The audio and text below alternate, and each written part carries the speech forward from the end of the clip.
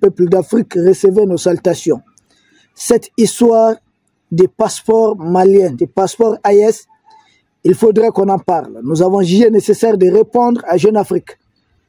Parce que beaucoup de désinformation, beaucoup de propagande. Nous avons suivi leur antenne relais. Parce qu'ils ont fait quelque chose qui est très bizarre. Suivez pour bien comprendre. Ils ont créé beaucoup de faux comptes. D'ailleurs, c'est ce qu'ils reprochaient au RIS. Lors de l'élection perdue d'Hillary Clinton face au président Donald Trump. Qu'il y a eu beaucoup de faux comptes RIS en faveur du candidat Donald Trump contre la candidate Hillary Clinton. C'est qu'ils n'ont jamais pu prouver. Ils ont fait annuler dernièrement une élection en Roumanie, prétextant qu'il y a beaucoup de faux comptes, des hackers RIS qui ont soutenu les candidats qui arrivent à la tête et que c'était un candidat pro-RIS. Parce que quand vous n'êtes pas d'accord avec leur mascarade, on vous accuse d'être, on vous taxe d'être des pro-RIS. D'accord. Et ici, pour combattre les pays de l'Est, ils ont fait créer beaucoup de faux comptes. Plus de 700 pages. Plus de 700. Donc vous avez l'impression souvent que cette information, ça joue contre les pays de l'Est, mais vous trouvez qu'il n'y a que 5 à 10 personnes qui sont en train de tout gérer. Qui sont en train de tout gérer. Mais on vous donne l'impression que c'est toute la toile qui est avec eux. Non, c'est faux.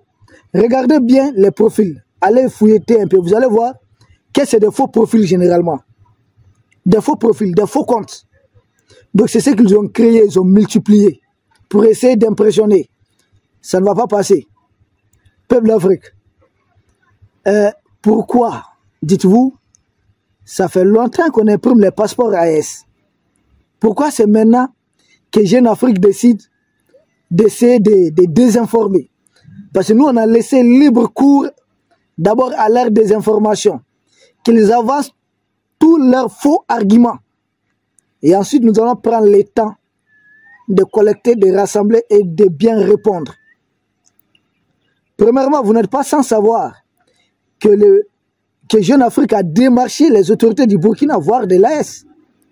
Le président Ibé a rendu la conversation publique. Jeune Afrique a demandé, a voulu soudoyer le président, c'est-à-dire essayer d'avoir de l'argent pour bien parler du président Ibé et de l'AES. Le président Ibé a dit, moi je ne suis pas dans ça. Et il nous avait prévenu, préparez-vous si dans les jours à venir, vous le voyez, commencer à désinformer. Et c'est ce qui se passe. Ils ont essayé de désinformer contre le président Ibrahim Traoré lui-même d'abord. Ça n'a pas fonctionné parce qu'on a été déjà vaccinés. Et après ça, ils essaient maintenant de désinformer contre le Mali. Et c'est quoi le sujet? Le passeport AES. C'est une société française qui imprime. J'ai dit, mais le passeport AES est en vigueur, ça fait longtemps. La première désinformation. Jeune Afrique a laissé entendre que le passeport AES n'est opérationnel dans aucun pays de l'espace Schengen. Ce qui est faux, c'est du mensonge. Que le Mali n'a pas transmis à temps les spécimens, ce n'est pas vrai. Le Mali a transmis à temps les spécimens. Et ils ont voulu politiser cette question de passeport, en complicité avec certains dirigeants de la CEDEAO. Et ça, tout a été préparé lors du passage du chef de la DGS chez Dominique Ouattara. Parce que ce n'est pas Alassane Draman Ouattara qui gère en tant que tel, c'est Dominique.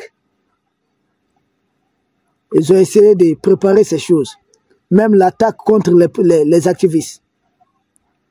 Donc, ils disent que les passeports maliens de l'AES ne circulent pas. Ce n'est pas vrai.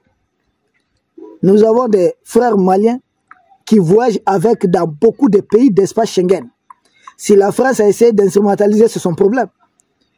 Mais ce que beaucoup de gens oublient, on dit, ah oui, vous avez vos ressortissants chez la France, mais la France a plus que des ressortissants ici. La France a combien de multinationales ici? Ce que les multinationales de la France gagnent ici, l'ensemble de nos ressortissants ne gagnent pas autant en France. Et ça, c'est une réalité. S'ils ne veulent pas de nos ressortissants, nous allons nationaliser aussi leurs multinationales qui sont ici. Est-ce que c'est compliqué? et leur chiffre d'affaires, pour moi, c'est largement suffisant pour intégrer nos ressortissants. Et d'ailleurs, ils ne sont pas les seuls pays. Il y a d'autres pays prêts à les accueillir. Peuple d'Afrique. Donc ce n'est pas vrai. C'est d'abord une désinformation. C'est un mensonge. Un mensonge tout fait. Premièrement. Donc les passeports maliens de l'AES voyagent bel et bien dans d'autres pays. Donc tout ce qui est dit, c'est faux. C'est des mensonges. C'est de la propagande. Maintenant, deuxième désinformation, c'est quoi? Que le Mali n'a pas transmis à temps les spécimens. Ce n'est pas vrai. C'est faux. Maintenant, posez-vous la question. Pourquoi c'est maintenant que Jeune Afrique sort avec cette question de passeport malien? Vous n'êtes pas sans savoir qu'il n'y a pas longtemps, Jeune Afrique a accordé une interview à un ancien premier ministre du Mali, à un politicien malien, qui a dit que le Mali, pour mettre fin à la guerre, doit dialoguer avec les terroristes. Ça, il s'agit d'un ancien premier ministre du Mali, un politicien, qui intervient régulièrement sur France 24, sur TV5, comprenez ce que ça veut dire. Et Jeune Afrique, nous savons qui est derrière. Il y a même Ouattara qui est actionnaire. Ce n'est caché de personne. Autrefois, c'était le Mobutu. Jeune Afrique a toujours voulu prendre de l'argent auprès de certains dirigeants africains. Et avec les dirigeants de l'Est, ça ne fonctionne pas. Non, non, non. Nous-mêmes, on a besoin de l'argent pour développer nos pays.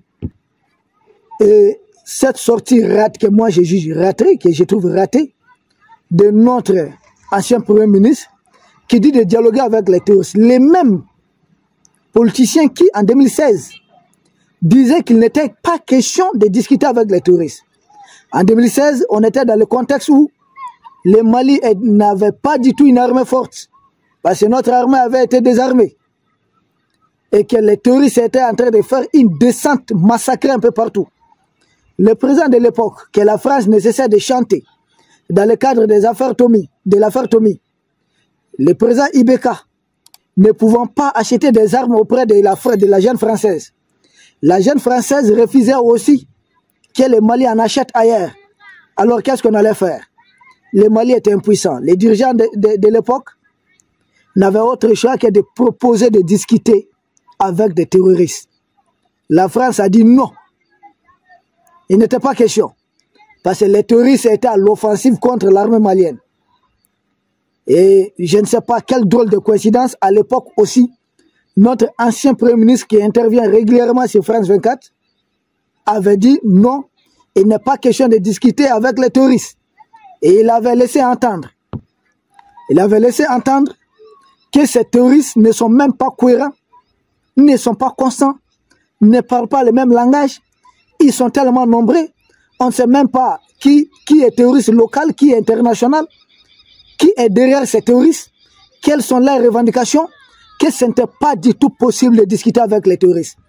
C'est l'ancien Premier ministre Moussa Mara qui a tenu ce langage en 2016, dans les années 2016 en tout cas.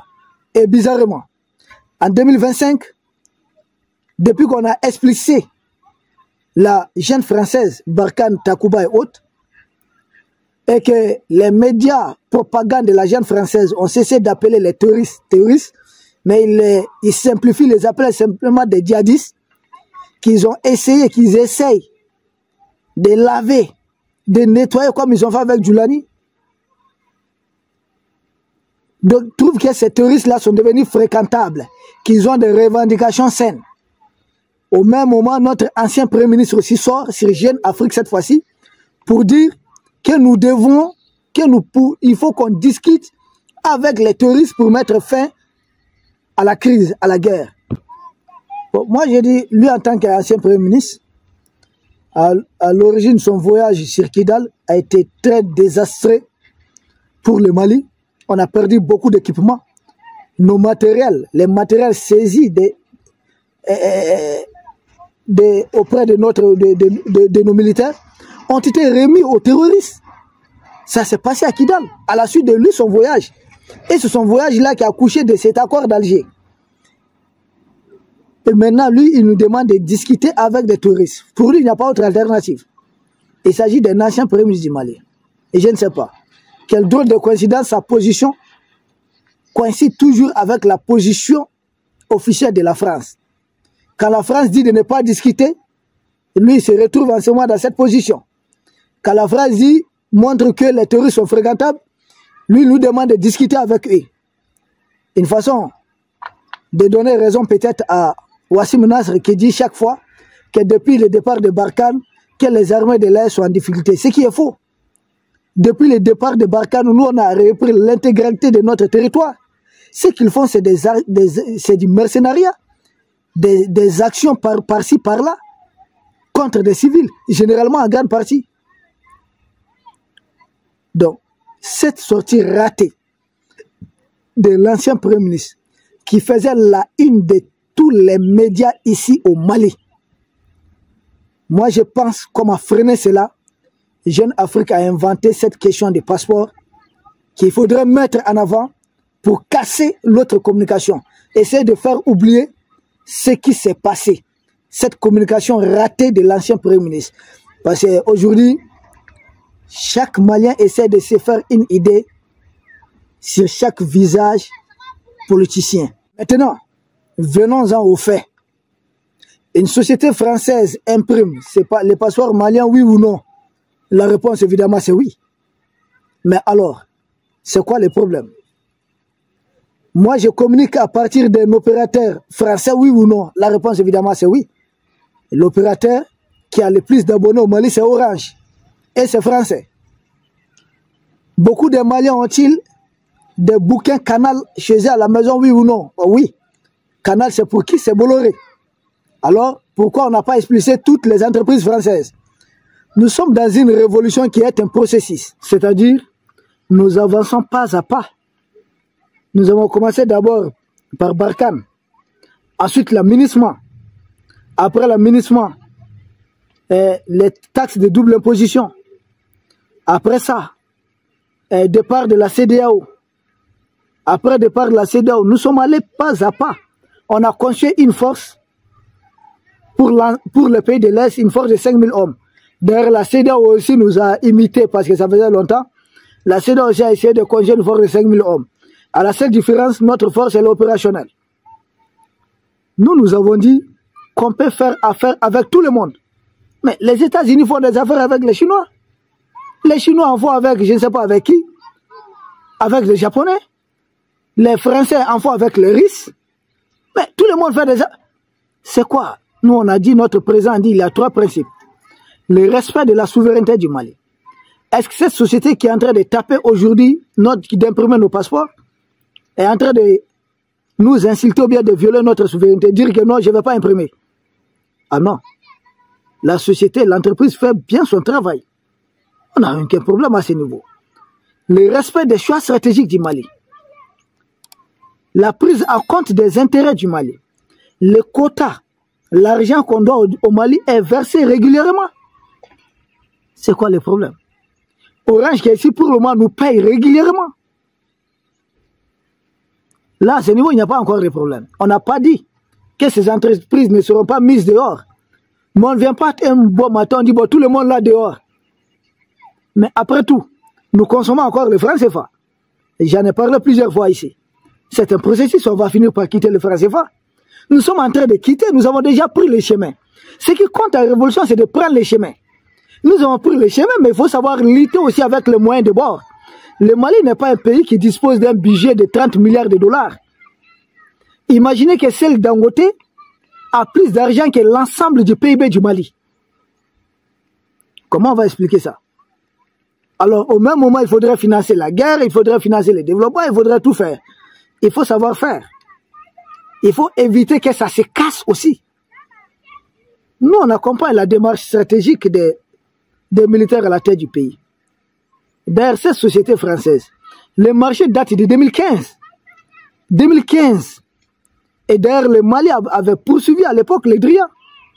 Mais qu'est-ce qu'on s'est dit? Leur contrat arrive à expiration en octobre 2025. Le passeport AES, c'est janvier 2025, donc dans 10 mois à l'époque. Maintenant, dans un truc de 7 mois.